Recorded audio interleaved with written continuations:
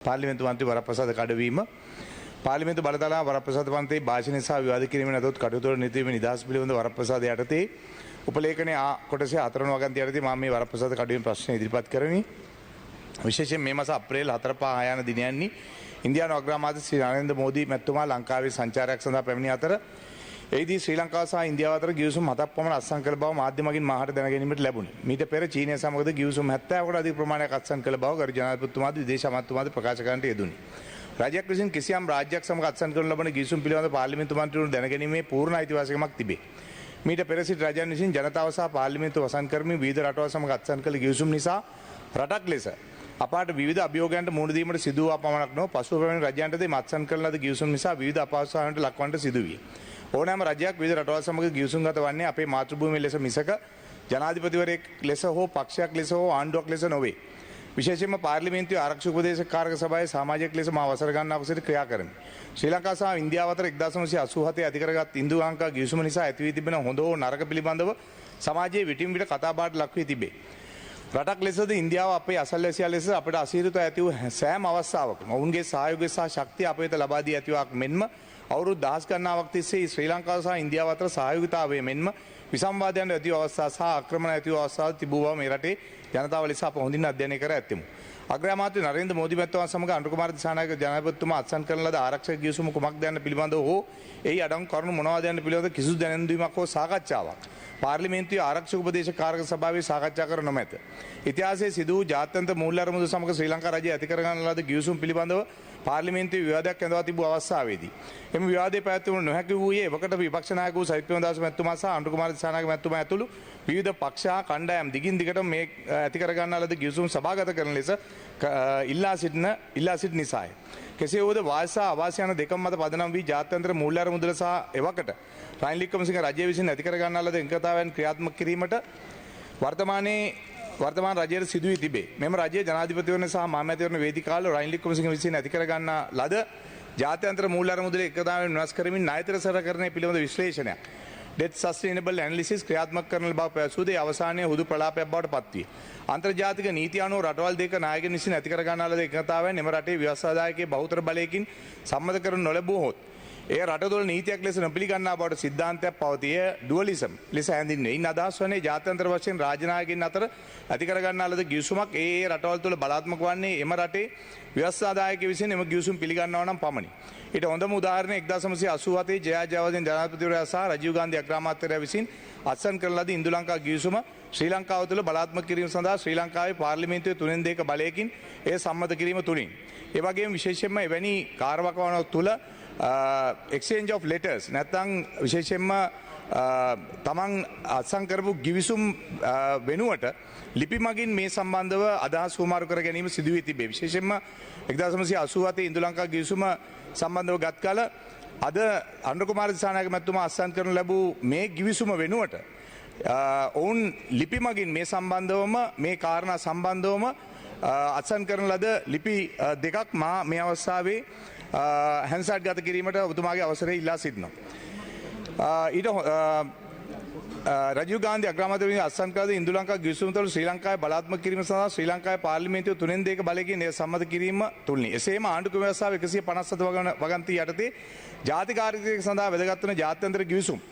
ශ්‍රී ලංකා පාර්ලිමේන්තුවේ 3/2 බලයකින් සම්මත යුතු බව සඳහන් කර තිබේ. ඒ අනුව ජනාධිපතිවරයා විසින් ඉන්දියාව සමග අත්සන් කළ හැකි කියන ආරක්ෂක ගිවිසුම් බලාත්මක කිරීම සඳහා පාර්ලිමේන්තුවේ 3/2 බහුතරයෙන් සම්මත කළ යුතු වේ. පාර්ලිමේන්තුවේ ආරක්ෂක උපදේශක කාරක සභාවේ හෝ ආංශික අධීක්ෂණ කාරක සභාවේ අවම වශයෙන් දවල පත්‍රිකාවක් ලෙසවත් සාකච්ඡා නොකළ කරුණක් සම්බන්ධව ශ්‍රී ලංකාවේ ජනාධිපතිවරයා විසින් අනුමැතිය ලබා දීම පාර්ලිමේන්තුවේ වරප්‍රසාද උල්ලංඝනය කිරීමක් ලෙස මෙන්ම පාර්ලිමේන්තුවේ බලය දැඩි ලෙස හැල්ලුවට ලක් කිරීමක් මෙන්ම ජනාධිපතිවරයා විසින් පාර්ලිමේන්තුවේ බලය අතික්‍රමණය කිරීමක් ලෙස සැලකිය හැකියි. ජනතා විමුක්ති පෙරමුණ 1970 සිට ඉන්දියානු ව්‍යාප්තවාදය පිළිබඳ ඔවුන්ගේ අනුගාමිකයන් දැනුවත් කරමින් විශාල ඉන්දියානු විරෝධයක් ගොඩනැගූ අතර 1987 ඉන්දු ලංකා ගිවිසුම පසු මෙරට පැමිණි ඉන්දියානු සාමසාධක හමුදාව පළවාහරණ ලෙස ඉල්ලා ඉන්දියානු වඳුරු හමුදාව පන්නමු යන සටන් පාඨය පෙරට ගනිමින් ඉන්දියානු භාණ්ඩ වර්ජනය කරමින් ඒවා විකුණන ලද කඩසාප්පු අසා දම්මින් ඒවා විකුණන ලද ව්‍යාපාරිකයන් මරා දම්මින් ආරම්භ කළ ඉන්දියානු විරෝධයේ අවසානයේ මව්බිම නැත්තම් මරණ යන සටන් පාඨය ඔස්සේ යමින් මේ රටේ 60000ක් තරුණයින් රජය විසින් මරා දමන තත්ත්වයට පත් කළ අතර 6000කට අධික විවිධ දේශපාලන මතධාරීන් පුද්ගලයන් මෙන්ම භික්ෂුන් වහන්සේලා පූජකතුමන්ලා ආචාර්ය මහාචාර්ය විද්වතුන් විජය කුමාරතුංග වැනි කලාකරුවන් ප්‍රේමකෘති දල්විස් වැනි මාධ්‍යවේදීන් රාජ්‍ය නිලධාරීන් ඇතුළු සාමාන්‍ය මිනිසුන් විශාල පිරිසක් ඝාතනය කරලාදී මේ ඉන්දිය විරෝධී සටන් පාඨ මත ගොඩනැගුණු මව්බිම නැත්නම් මරණ යන සටන් පාඨයට අනුව ඔවුන් ක්‍රියා නොකළා නම් එකී සටන් පාඨය මත ඇති වූ මරා දැමීම හේතුවෙන් බිහි වූ බටලන්ද වැනි වධකාගාර පිළිබඳව අද අපට සාකච්ඡා කරන්න සිදුවන්නේ නැත. එබැවින් මෙවැනි ගිවිසුම් අත්සන් කිරීමේදී මේ පිළිබඳව සියලුම දේශපාලන පක්ෂ සමග සාකච්ඡා කර විනීතභාවයෙන් යුක්තව ක්‍රියා කළ යුතු අතර ජනතාවටත් පාර්ලිමේන්තුවටත් හොර රහසේ මෙවන් රටේ ජාතික ඍජුව බලපාන ගිවිසුම් වලට අත්සන් වලට ඇතුළත් නොවීමට ඉතිහාසයේ මේවට එරෙහිව සටන් කරන ලද මෙම ආණ්ඩුවේ ජනාධිපතිවරයාත් රජයත් අවබෝධ කරගත යුතුය. විශේෂයෙන්ම 1987 ඉන්දු ලංකා ගිවිසුම අත්සන් කිරීමට පෙර එවකට ඩිව් ගුණසේකර මැතිතුමා පාර්ලිමේන්තු විපක්ෂයේ මන්ත්‍රීවරයෙකු ලෙස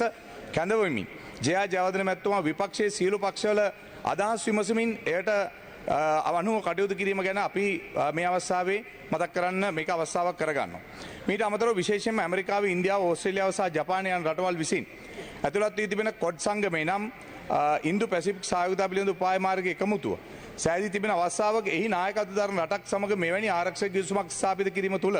ශ්‍රී ලංකාව ඉතිහාසයේ සිට පැමිණ නොබැඳි පිළිවෙත දැඩි ලෙස හානියට පත්වන අතර ඉන්දියාව මෙන්ම අපත් සමග අවුරුදු දහස් ගණනක් සම්බන්ධ සහ අපට උපකාර කළ චීනයද කිසියම් ලෙසකින් අපහසුතාවයට පත්වන ක්‍රියාමාර්ගයක් වන බව පැහැදිලි වේ. එසේම ඇමරිකාව, ඉන්දියාව, චීනය, ජපානය වැනි රටවල් ඇතුළු ලෝක බලවතුන් සහ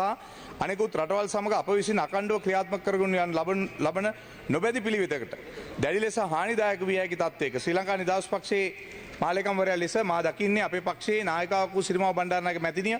ඉන්දු චීන අර්බුදයේදීත් ඉන්දු පාකිස්තාන අර්බුදයේදීත් කටයුතු කළේ අපේ රටේ මැදිහත් පිළිවෙතව පවත්වා ගනිමින් ඉන්දියන් සාගරයේ සාම කලාපයක් යුතුව දැඩි ලෙස විශ්වාස කළ යුතුමිය මධ්‍යස්ථ විදේශ ප්‍රතිපත්තියක් අනුගමනය කරන ලදී. බලවත් රාජ්‍යයක් එලිපත්තේ සිටින රාජ්‍යයක් එම බලවත් රාජ්‍යයේ වෛරක්කාරයෙකු නොවිය යුතුවක් මෙන්ම අන්තේවාසීකයෝ නොවිය යුතුය.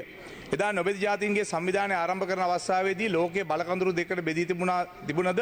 අද වන විට ලෝකයේ තුල බලකඳුරු ගණනාවක් නිර්මාණය වී තිබේ. එබැවින් සැමට මිතුරු හා කිසිවකට සතුරු නොවන friendship for all enmity for none යන ප්‍රතිපත්තිය පිහිටා අප කටයුතු කළ යුතු වෙමු. මෙවැනි වාතාවරණයක් තුළ ඉන්දියාව සමග අපි ඉතා කිට්ටු සම්බන්ධතාවයක් සහ අපේ අසල්වැසියා ලෙස ඉතා මිත්‍රශීලී සම්බන්ධයක් පවත්වා ගන්නවා මෙන්ම ඔවුන් සමග ගන්න ලබන තීරණ රටේ පාර්ලිමේන්තුව දැන ගැනීම අනිවාර්ය සාධකයකි. වත්මන් ආණ්ඩුව විසින් දිගින් දිගටම දරන ලද මතය වූයේ පාර්ලිමේන්තුවට හොර රහසේ අත්සන් කරන ගිවිසුම් වලට විරුද්ධ යුතු බවයි. ඒවා රට පාවා දෙන ගිවිසුම් ලෙස ජනතා විමුක්ති පෙරමුණ විසින් හඳුන්වා දෙන ලදී. එබැවින් පාර්ලිමේන්තු මන්ත්‍රීවරයෙක් සහ ආරක්ෂක උපදේශක කාර්යක සභාවේ සමාජිකයෙක් ලෙස මෙම ඉන්දු ලංකා ආරක්ෂක ගිවිසුම් පිළිබඳ කිසිදු දැනීමක් අපාට නොතිබුණ බව ප්‍රකාශ කළ අතර